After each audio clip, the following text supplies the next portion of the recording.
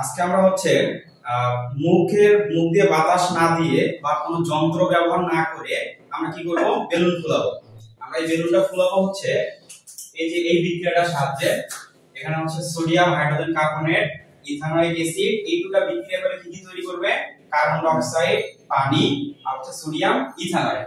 এই যে carbon die অক্সাইডটা তৈরি হয়েছে এখানে, এই কার্বন ডাই অক্সাইডটা আমাদের বেলুনটাকে কি করবে, ফুলাই দেবে। দেখো আজকে আমরা কিভাবে এটা করি। এই যে আমাদের হাতে এরকম একটা কাঁচের গ্লাস আছে, বোতল আছে, কাঁচের বোতল।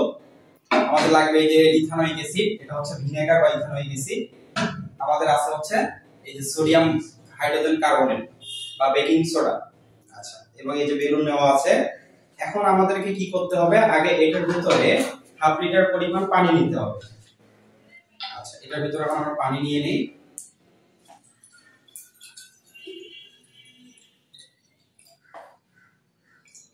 এখন আমরা কি করব, এই যে এটার ভিতরে আমরা হচ্ছে বেকিং পাউডার নিয়ে নিছি, সোডিয়াম হাইড্রোজেন কার্বনেট।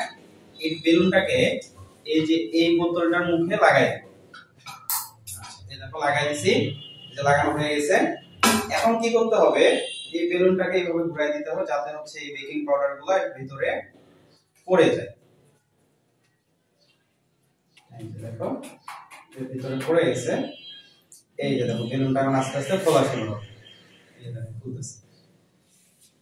এর ভিতরে কি হচ্ছে, কার্বন ডাই অক্সাইড তৈরি হচ্ছে। দেখো এই বেলুনটা ফুলে যাচ্ছে। আমরা কোনো বাতাস দিচ্ছি না বা মুখ দিয়ে বাতাস দিচ্ছি না, অন্য কোনো যন্ত্র ব্যবহার করতেছি না।